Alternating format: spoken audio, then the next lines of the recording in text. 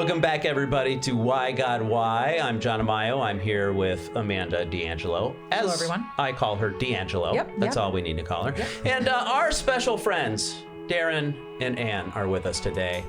Welcome, guys. Thank you. So great to have you with us. Thanks for having us. Yeah. Great to be here. Yeah.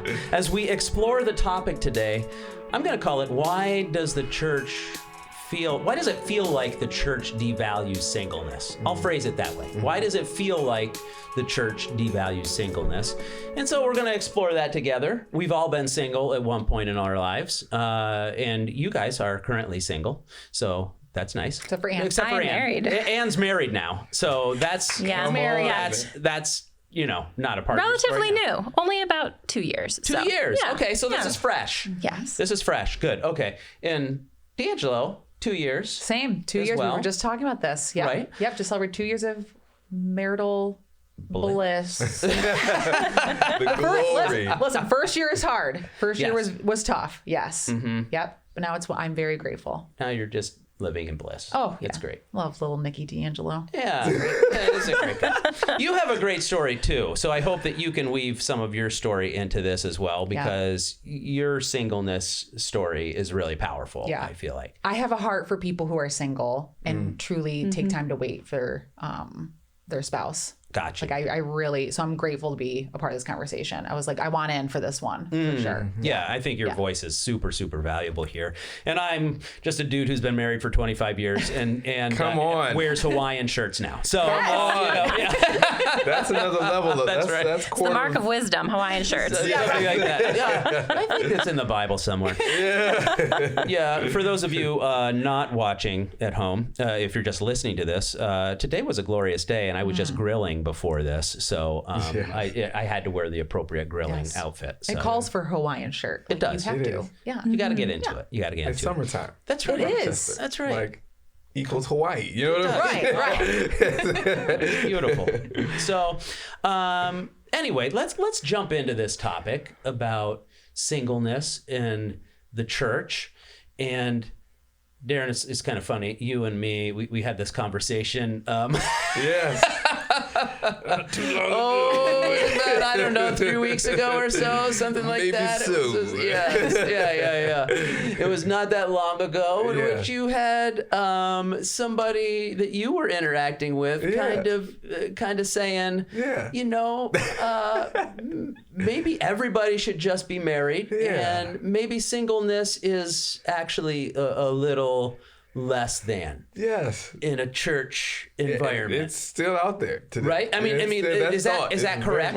Yes, Yeah. that is correct. That is correct. So that type of thing was said to you, For sure. who is a single person, For sure. Very much single. The ring, from a church the ring person. is now on the right face. Right. I need to move it. Right. Apparently. From a church person, Yes. Right? Yeah. and you had a good dialogue about it. You were Wonderful. able to talk about, how come? We'll get into that. Yeah. But maybe let's back it up. Like, you're currently not married. Correct. Like, let's take the journey with you, man. Take the journey with you. Like how has that felt for you navigating church spaces? Because you've been in different church spaces. You've been in ministry now full time. Like, what is it like in that environment to be a single person? What is it like to be single in church spaces? Yes. As me. Yes, as Daron. Yes. Oh man. What is it like? Man, I don't think I need to be quick on my feet. I usually like to what does it mean? Take some time to think about it. But it's a blessing. I will say that. It is a blessing. It has been a blessing for sure.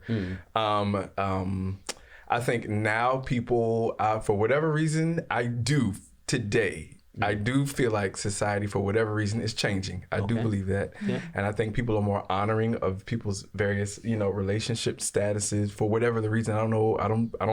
Mm-hmm. But I do feel like society is changing. I am 37 right now. Yeah. 10 years ago, I don't think I would have said that, So I feel like, there has been a shift. 10 years ago, it's the what's wrong with you? You know, why aren't you married yet? Are you dating somebody? You got to be dating somebody. And what's, you know, okay, well, she'll come. Just keep praying. And, you know, when I stop looking for it, then that's when, you know, the person came for me or whatever. Like those types of comments. And they give a certain type of, I think, a certain type of hope. I think the intent is usually good. I think the intent is positive. But it doesn't always take into account the person's desires or their story or their, you know, dreams or wishes, or their current reality. You know, it's just like, oh, okay, well, you'll get there, as if marriage is the next step in life. Like you're born, then you go to school, then you go to college, then you get married, and you have kids. Like it's just like it's almost linear progression, which I don't know if that's always biblical. You know. So I'm sure we're going to get more into it. I'm sure we are. But so right now, I'll say it is a blessing. I think people, like I said, society has changed. My parents even, you know, are like, okay, Daron, you know, if you don't want to get married, don't get married, you know? So people have backed off for the most part, which I appreciate. So now it's a blessing. A couple years ago, probably would have been a different story. Interesting. Okay. Good. How often in those spaces are you rewriting the script for people? Like you're actually like teaching them like, hey, this is not a bad thing. Like I'm just waiting around to get married, or like I'm unfulfilled until then. Like how much do you think that played into it? Oh yeah. Then I don't think I was bold enough. I don't think I was open enough so I would just kind of take it on the chin and be like, oh yeah, she'll come, or you know. I think now, I was actually talking with a friend recently about this, and my friend is at the point, she's like 25, I'm 30, you know, so she's and she's at the point where she's like, I'm just telling people, no, I'm fine. Like she does not want to be married at all. Like, you know, she's made up in her mind that, you know, that for herself. So, yeah, she's like just telling people straight out now, hey, how about we talk about this? So let's talk about that. We don't have to talk about, I haven't seen you in 3 years, and the first thing you ask me, you know what I mean? I haven't seen you in 10 years. The first thing you ask me is like, where is he? Like, you know, am I more than my relationship status? You know, like, am I to you? It's just, it's not, So I am also becoming more open and more bold, and just sometimes telling people, it's okay. It's okay to be single. I promise you. Yes. We are all going to heaven. I promise you that my salvation is not dependent on which ring, the fingers on. So, totally. Wow. Yeah. Wow. Ooh. Yeah, there's some lines in there, I feel like, that you just said that were really, really powerful. John listens well, so he'll pull it out. I'm selling it to him. Yeah. No, I mean, just, I am not my relationship status, I think is what you said. Yeah. Yes. I am not my relationship status. Am I more than that? Yeah. Yes, to you. Yeah. Yeah. And that's a big one for a lot of people, I think, who don't consider what it's like to be single. You know, that sometimes the way that what's communicated can be, you're only as good as your relationship status, which I think is super, super important. Yes. Oh man. So Anne, how about your story? Like, what's that been like for you as you were single, navigating it? Yeah, sure. So a lot of my singleness was prior to knowing the Lord. So that's a whole story in itself. But finding the Lord, I really realized how many voids I was trying to fill with attention from men. Finding the Lord was great, got me on the right track, really understanding the purpose of marriage, the purpose of relationship outside of the one you have with Jesus, and helped me to be my best version of myself, a healed version of myself, to then really consider, okay, what does this version of Anne need in a partner? So being able to then really look for that, or at least have the awareness of what I wanted when it would show up. Wasn't sure when that would happen. And it ended up being quite a long time. So I met my husband, I was 27, almost 28 years old. So I had about 8 years of church life in singleness. Similar to Daron. Really feeling that people wanted to know more about your relationship status. Why are you single? And especially, I think for women, it really becomes your identity. And in conversation, too, it's really what women talk about very often is the person that they're with, or if they have children, their children. And it's, you know, it kind of got to the point, especially in my late 20s, where I had a lot going on. I was serving in so many capacities with different churches around the area and pursuing my own career goals and different things. And I felt like I had so much more to talk about outside of that. But I was being put into this box. And it was really frustrating, really, really frustrating. And I think there was a lot of value, though, in that season to grow resilience and to really sit with the Lord, process. There was frustration. I wanted to be married, and people highlighting that I wasn't helpful. Like that was painful. Right. So being able to sit with the Lord and grow through that was beneficial for me. And then now being married, understanding the value of how your character develops in your singleness is crucial, because your spouse is a great teammate, is a great partner, advocate, person to encourage, or an ear to listen. But at the end of the day, if you aren't right with the Lord and right with yourself, your spouse is never going to make up that difference. Right. Right. Yeah, that's a really great point right there. Because a lot of people assume, oh, they're going to fill in all these gaps in my life, and life is going to be perfect after I find that person, my person. I was just joking with my wife yesterday. Yeah, we saw some TV show we were watching, and somebody else called them my person, and I just turned to my wife and I said, "You're my person," and she did not find that humorous. I don't know. It turns out, you know, 25 years in, you're just like, 25 years. Yeah, Daron, you know my wife. I'll teach you. I'll learn you something. That's funny. Yeah. So that's very, very interesting. So much in your story too that stands out. You know, like before Jesus, seeking validation in relationships, and then having a time where you're like waiting, probably in the confusing in between a little bit. Absolutely. What's that like in that season of like readjusting?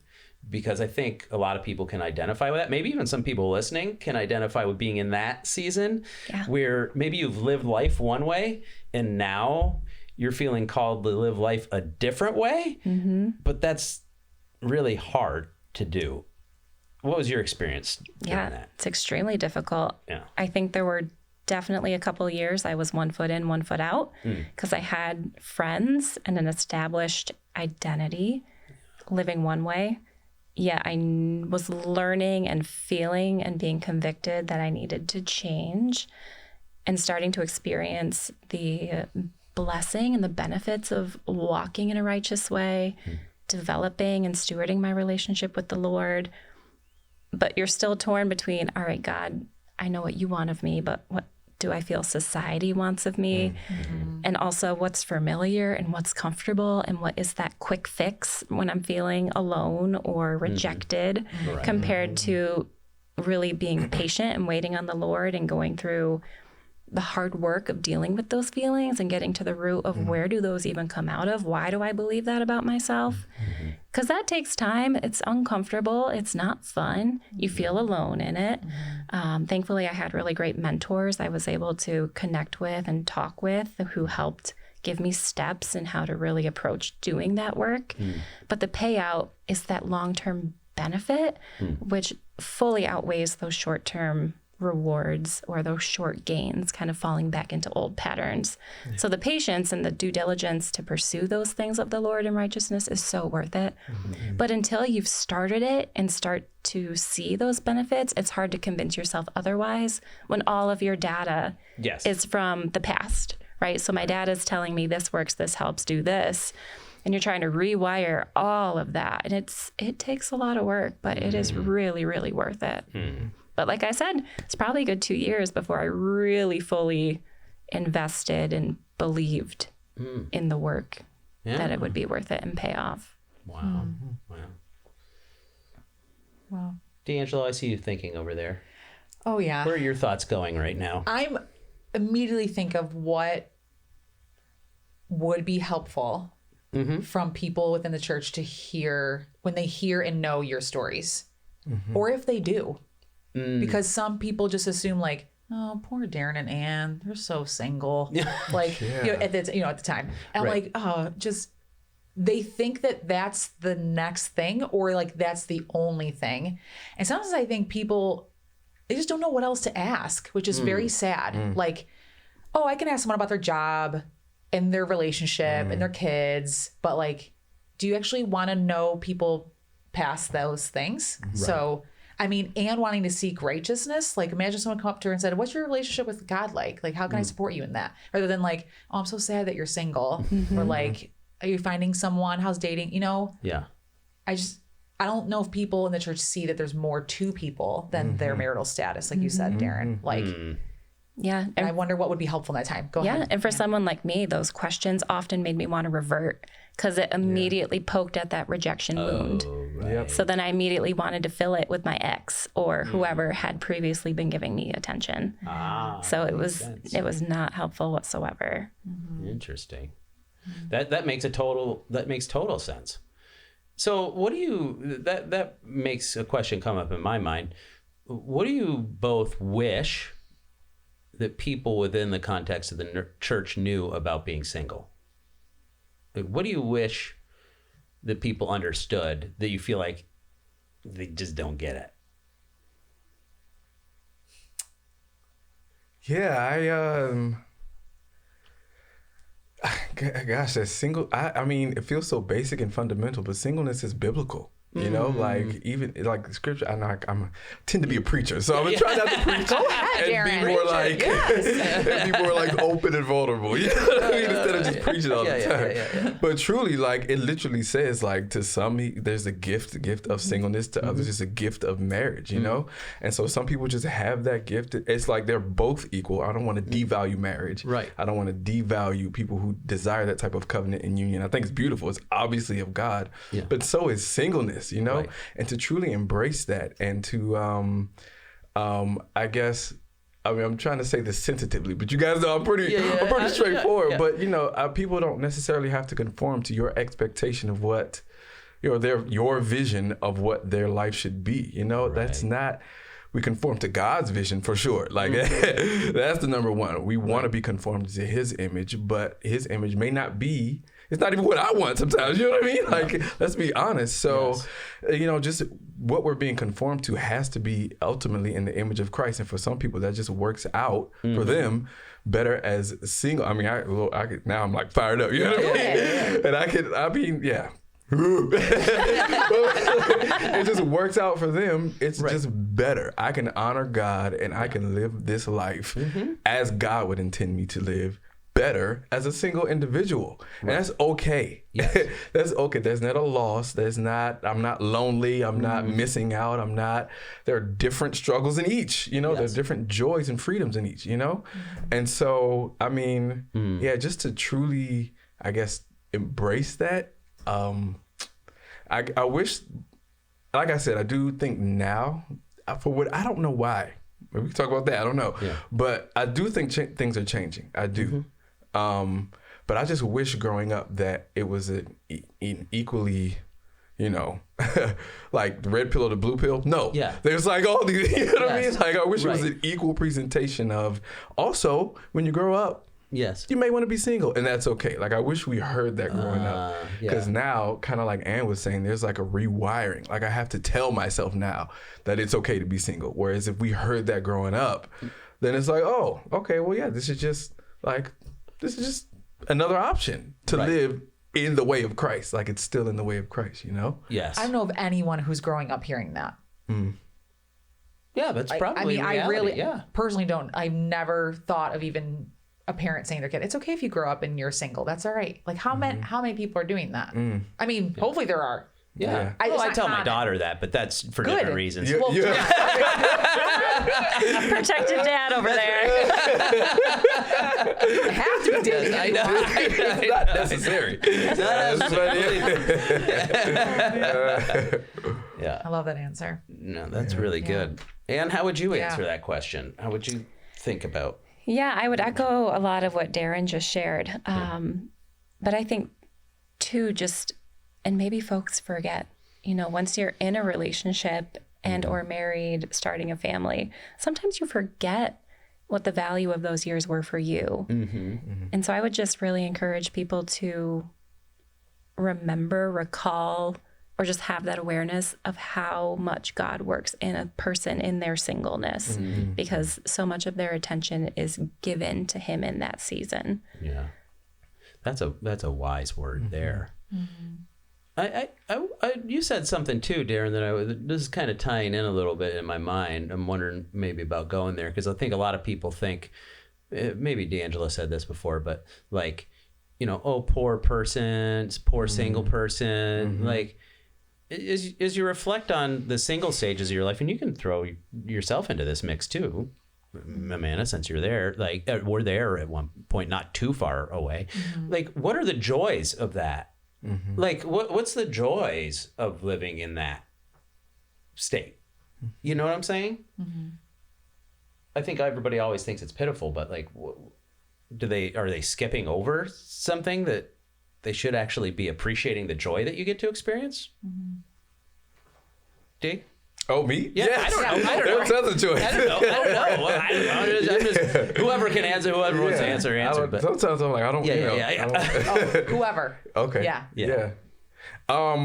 I think there is. I mean, it's obvious, but there is a freedom that is. My time is. I feel like more of my own. I can spend my time, my money. There's just a lot of things.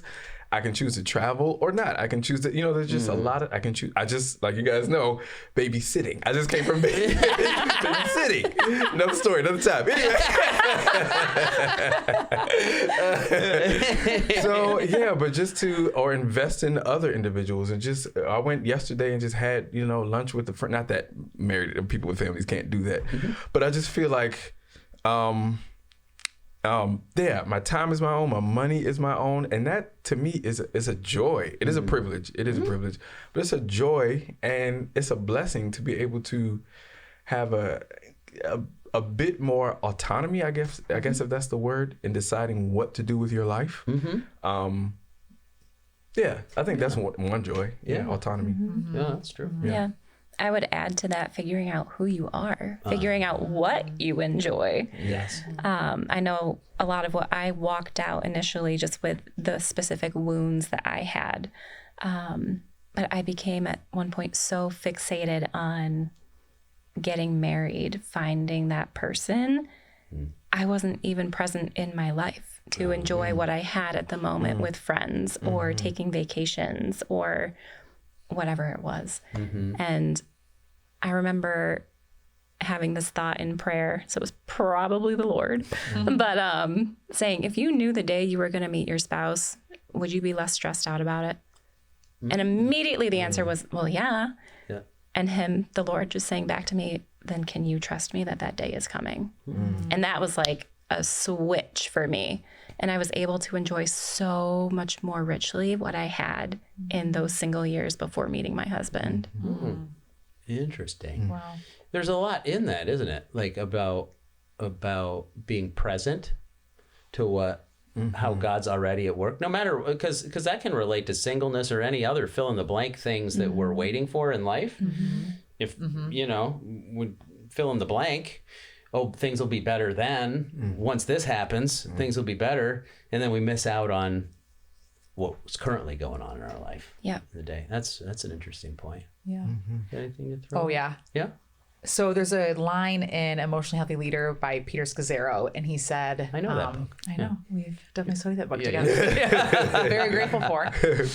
It says that marriage gives you an opportunity for realizing and expressing the depth of Christ's love, where singleness shows the breadth of Christ's love. And I mean, I look back on my single years, and I did have years where I just waited and thought, like, this will finally be what I need. Like, I just got to be patient or more righteous or whatever, and then God will bless me with it.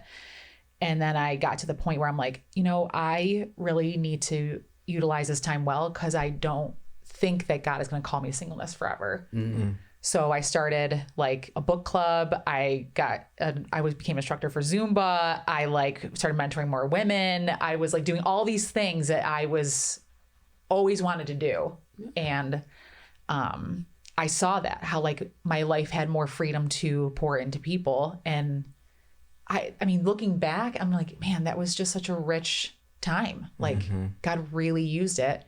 And now looking to my present life, we have to actually really be mindful of our time. Because I could easily like push Nick aside and be like, nope, I got to do all these things for all these people. I'm like, no, Nick is my number one person, like priority on this earth is that he's my one, like that I have to pour into the most. Sure. He's my greatest neighbor. I think that we've talked about that. Like, it's just a big switch, but still can show God's glory if you're really seeing it for what the gift that it is. Yeah. Great observations too. Yeah. I love that. But okay. So flip it. No, you got something, D? You're thinking? Yeah. I guess also to encourage. I'm really trying to be vulnerable and not preach. Yeah. Lord, Daron. You can do both. You can do both. Okay. Yeah. Safe space to do that. Oh my gosh. I didn't realize. I'm learning about myself now. I'm a preacher. No. I think I just feel like also single people can be in a covenant type relationship. Because I definitely think Paul was like, I'm willing to go without meat for the sake of you. You know what I mean? Right. For the sake of you and I growing closer to him, I'm willing to forsake this for you. You know? Like that is a covenantal type. He obviously wasn't, he was single when he said that, at least, you know? And that's a covenantal type of commitment to another, that he would be like, listen, if me eating this meat is gonna make you question your faith, forget about the chicken. Like I don't need that. I don't need the chicken. Let's throw the chicken out the window. Like that is just so. Single people don't have to forsake a type of covenant. I don't know if that's the right word, that makes but sense. a type of commitment and relationship. Like you don't have to. It's obviously going to look different, and the investment. It's going to look different than marriage for sure. And it's not as automatic or immediate, but certainly as a single person, you can still experience like I'm sacrificing for another. Like you still can experience that for the rest of your life as a single person, Yes. So I just encourage whoever might lifelong be a single person for whatever reason. Right. And that's a beautiful thing for Christ. Yeah. No, that's so good. That's so good. Yeah, I've heard it described as, the union with Jesus is really the focus of a single life, and more, we want all of that to be all of our lives in a married life as well. But there is a sense in which I wonder if singleness helps us appreciate that at a deeper level than even marriage. When marriage, you have this other person that you're in union with in a different way. Like I feel like singleness may be an opportunity to experience oneness with Jesus in a different kind of way. Just thought. I don't know if that's accurate. What's your experiences on that? True, not true? I don't know. Well, for me, it was like I think I'm the kind of person who like loves like 100%. Or like I have to set up boundaries if I'm like, I see things that need to change in a relationship. So I'm very much like, I don't know what the middle ground looks like. It's like really hard for me because I love people so much. So when I had a relationship with Jesus, I was all in. Like I loved him. I knew he was my everything. Nick came in the picture. I was like, how do I do this? This is so weird. Like, how do I love God with all that I am and then love Nick like sacrificially and whatnot? And so I think for me, I had to see, I actually love Nick better when I'm fully and completely in relationship with Jesus. Like I'm a better wife to him when he can remains and always will be my number one. So, but it was hard for me at first to figure, because time even too, like how do I would love to spend time with Nick, but I would need to spend time with Jesus. So like it was, those practical things had to be figured out for me. Yeah. Anne, anything in that resonates with you? Echoing the whole experience there. Yeah. Yeah. It's a really delicate balance because time is such a limited resource. Yeah. And outside of just the Lord and or your significant other, how many other commitments do we have, right? A job, your mental well-being, your physical health, your family, friends. So much is vying for our time. Right. And being able to figure out how do I allocate it or spend it in the way that's going to help me be my best self for everyone, which starts with making sure I'm spending that time. For me, it's the morning with the Lord. Yeah. But for people, it's different. I know some friends who it's really like in the evening, they really feel like they connect better with the Lord. But whatever that is, just making sure you get that time with the Lord, like Amanda said, to be able to love everyone in a Christ-like way, because our flesh doesn't always want to do that. Right. So whether it's a friend or a spouse, a coworker, it's really important. Yeah. Good stuff. Yeah. Well, one of the questions that I have, kind of the flip side of the joy question, is I think some people don't understand some of the sorrows that people who are single experience, maybe at a deeper level. I feel like sometimes because there can be a sense of being looked over or like forgetting what that's like. Like, can you think of anything that you experienced during your singleness that you would say, I don't know if people really understood how tough this was?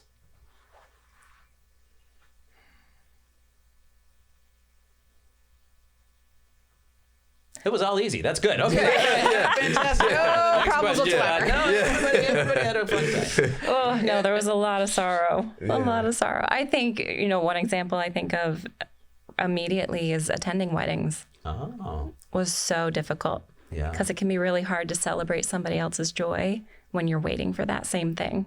Interesting. Yeah. That makes a lot of sense. Yeah. Yeah. Makes a ton of sense. Oh, okay. And then trials too. It's, you don't really have, in some capacities you do, but to the level of a spouse, you don't have someone to really talk to about what you're going through. Right. You have the Lord. Do we have audible conversations with God? I don't know that I ever have. Maybe other people do. But, that was tough. Yeah. When you're going through something really challenging or really personal and you want to talk to a best friend, but maybe they're not there. Right. So I know like those later college years when I kind of started that transition of following the Lord, I had best friends, but they weren't following the Lord. And things I was experiencing at the time, I didn't have close church friends yet to talk to, but I also didn't have my old friends to talk to. So kind of feeling that loneliness in those voids can be tough. Yeah. Wow, that makes sense too. Yeah. For sure. Yeah. Yeah, I think there's definitely a type of shame that single people might experience. And shame, it'll drive you to do anything, right? So then you're trying to force yourself to be in a relationship that is not good for you or not healthy, just for the sake of saying that you're in a relationship, or you're dating, and then this is my experience, like, or you're dating and okay, date to get married, got it. So we're going through, heck and high water. I don't know if I can say that, in the relationship, going through heck, but you just gotta stick it out and tough it out and make sure it works because we're dating to get married, So because you want to avoid the shame of being single, right? You want to avoid like another person coming up to you and asking you like, you're getting older, like what's going on with you? You know what I mean? You just want to avoid that. So let me just get in a relationship for the sake of avoiding their thoughts and opinions, which is that can be hard because you don't just hurt yourself, you hurt the other person too, right. You're like, it's not just about like you hurt and then other people who have to, they choose to, but whatever, like other people in your life who are day in and day out. I can remember calling my cousin, and my cousin was like, Daron, if you call me one more time about this relationship, I'm hanging up. I am done, And I was like, I get it, I get it, like I get it. So yeah, there's that. Also, I think a flip side to what I mentioned before. So a joy is the freedom and autonomy, but a flip side to that is that everything is up to you. Like, everything is up to you, you know? So even now I might be, if I'm looking to a new career, or if I want to buy a house or not, you know, if I had wife or kids, then it's like, okay, which school district? There are other things to narrow down where I might want to live, or maybe move back closer to home. I'm from the DC area, so maybe, you know, but now it's like, Daron, what do you want to do? Right. It's all on you, really, you know? So that could be another, I think, struggle. Yeah. Yeah. That makes sense. Singleness. Yeah. Totally. Wow. Oh my gosh. I just have like flashbacks like coming to my mind. Yeah. I think what people's opinions about singleness didn't help at all. But I think my worst parts of singleness were self-inflicted. Because I would walk into a room and scan the room and be like, all right, who is single here? Like, who can I date? Is my future husband in this room? Because I came from purity culture where it's like the one is going to be there. And if you wait enough and surrender enough, it's going to happen. So I just kept waiting for like this Nick DeAndre just walk like in front of me. And then like, that's it. And it took me a while to realize when I didn't have plans, like I didn't have to live in my loneliness. Like acknowledging loneliness, yes, and like going to God in that and friends, absolutely. But like I struggled with it. Like I would look at my weekend ahead and say, oh my gosh, I have no plans all day Saturday. And then it would feel like this like tightening in my chest of like, what am I going to do? Because it's like, it feels very lonely. And then just one day, I think God really gave me the idea of like, what do you love to do?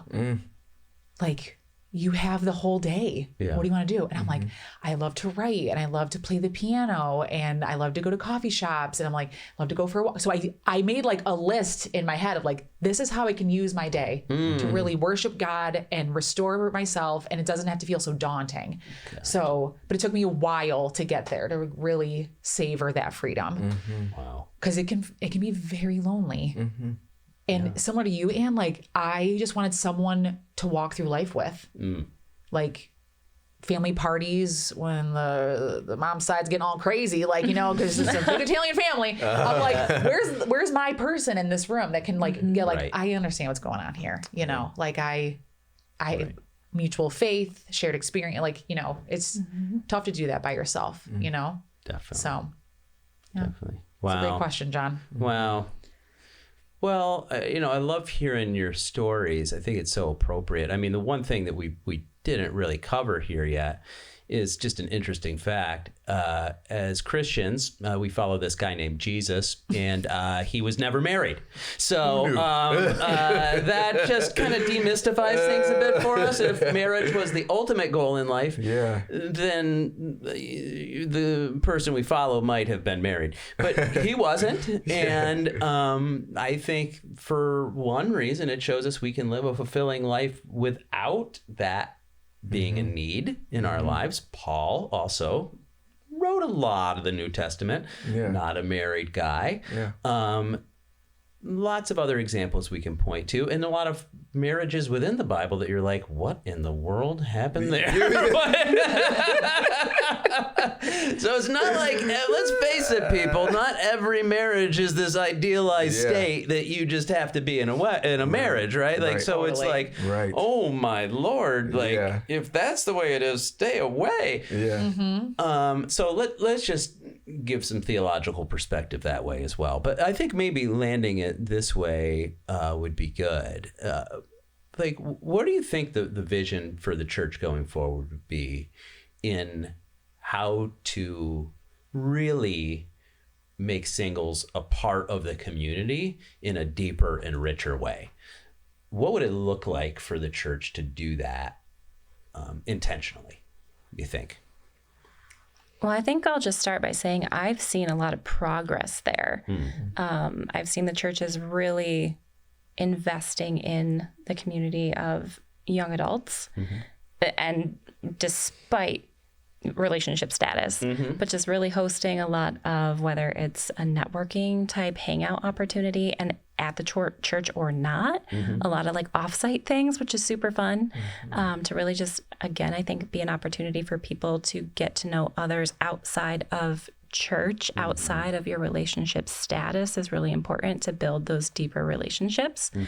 As well as, I think, February is often, a Q&A panel about relationships. So, and not just having individuals who are married talk about and give this holier than thou wisdom, but bringing in people who've maybe been divorced or maybe are still single or dating, and getting really the full spectrum of what are relationships? What do I even think it is I'm after? Do I even know what I'm desiring or think I'm desiring to get into? So I think I've seen a lot of progress from the church. And if that continues, I think we're on the right path. That's good. That's good. Yeah, I think I absolutely agree. And just to add to that, just development of community, I think is crucial. Again, just went over to my friend's house just to, watch her kids while the husband and wife had something to do, So I can invest in them, but then when I need somebody to talk to, I can go over to their house, and just talk with them and just hang out, So just being invited places, maybe if Christmas or Thanksgiving is coming up and somebody who their family's far or for whatever reason they don't have family, then invite them, hey, our door is open, come on over anytime, not just for Thanksgiving, but just come on over. Because we're here for you, and we love you as you are. So just being more intentional with developing a community. And I listened to this podcast. This is a great podcast. Well, I got one. But there was another podcast I was listening to, and I hope I don't open up a can of worms, but like there was an individual who he was same-sex attracted, and but also a Christian, and so he got into a relationship, but a platonic. He met a brother, and the brother was not same-sex attracted, and so they just hit it off in terms of we are in each other's lives, and I'm for you, you're for me. Yeah, we're growing in Christ. Everything's platonic. It's all healthy and cool. And then the guy met a girl, and he was like, "Hey, I just want to let you know that this guy right here is in my life." And so part of the same-sex attracted guy's story was, I know that I cannot live by myself. He was like, a boundary for me is to not live by myself. Because if I'm living by myself, it's a wrap. Like it is just not going to go over well. And it's better for me to live with somebody, but also I can't get married. So so then what? Like I'm pretty much for the rest of my life going to be single, but also I really genuinely want to follow Christ. So runs into this guy, fast forward, meets the girl, and he's like, this guy right here, this is his story, but also he's really very much a part of my life, and I envision him being a part of my life and, healthy. Thank God, like the lady was all for that, and so they ended up getting married. And now, at least I don't know, maybe it was a year or two ago that I heard the podcast, so I don't know where things are at now. But at the end of the podcast, like they literally had bought a house together. He had the in-law suite, I think it was, and so they could it was like a community effort where I'm not imposing on your marriage, like I'm not, it's not some weird here, like it's definitely your marriage and your family, but at the same time, I have community. I have people. I have a space that invites me into, so that I'm not out here living any type of life. You know what I mean? And so that for them it worked. I'm not saying that's everybody's story. I'm not saying that's everybody's expectation. But the point is developing community such that where the single individuals have a space and opportunity just to be connected and involved. I think it's crucial. I love that. And I think what it's making me kind of think of as a theme is like, let's break up that club. Like it's not a marital club that we're trying to be part of. And I've had great women in my life, in my journey, who were married, but very much kept very real friendships, healthy, very engaged, involved friendships with me. And I really felt like that's the kind of married woman I aspire to be, where I'm not in this club and now I have just disowned all of my single friends because we can't go on double dates. But I'm still going to keep those healthy relationships that I have with these women who have walked along my side in my singleness. And they're going to stay in my life because they're really valuable. Yeah. It's beautiful. Yeah. It's huge. Beautiful. I think that's a big reason why the church it feels like the church does devalue singleness because I don't know if they know how to live in community all together. So let's go to the main question. Like, why don't they know how to do this? Like, people in the church, why do they not know how to blend the community? That's a wonderful question. I don't know if I have an answer. I don't know if we're not creating the space for it. You know, I think a lot of times with even small groups, how they're structured is there's ones for married couples or for all women or all men, but there's never, that I've ever seen, a blended small group for married and single people. But yeah, so I don't know if the space is there for it. Yeah, I agree. I don't know. I don't know. I don't know if it's Western culture, our society. You know, we're more individualistic, into our silos, in our units, and that's just how that's the norm. Yes. You know. Yeah. That's just how we function. It's expected. Leave your family and create your own. You know, that's just what people do in the West. I mean, but it makes me think of Galatians, like when he says there's no Jew or Greek or slave or free or, you know, male or, you know, like, but we're all one. I mean, maybe he would add in there, there's no married or unmarried, you know, like, just add that in there to that. Like, we're all literally in this pot together. You know what I mean? Trying to be like him. You know, we all are. It's a great question. I don't know. Yeah.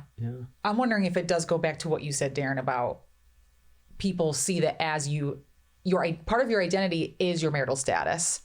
So when someone gets married, they think married people, like some single people, which, I mean, we have a small group and majority of them are married, but we have someone in there that's single. And I'm like, I love these in our small group. Like, I mean, I just wouldn't want it any other way. And yeah, it's a shame because he loves being a part of the group to see how marriage works because he does hope to get married. And then we're like, we are inspired by the way that he lives out his singleness. So it's just, it is a shame that that's not happening more often. Yeah, well, it's a thing that we can aspire to, I think, as a church and as a community, and hopefully we are getting better at it. But we need to be proactive about it. It's not automatic. So I'm just really grateful for this convo. I think that really just feels like a good place to kind of let it rest for a bit. But I just appreciate your guys' vulnerability as well in all of this, and the preaching too, Daron. Oh my God, I think I preached too much. I'm so sorry. Oh my gosh, I promise you, I'm a real human. With flaws and everything, I promise you. Oh my gosh, it was so awesome. Great. Yes. I love it. So it's just a real treasure to have you guys on here. And for all of you watching, thanks for watching. Listening, thanks for listening. So great to have you, and hope to see you or hear you again sometime on Why God Why. Thanks.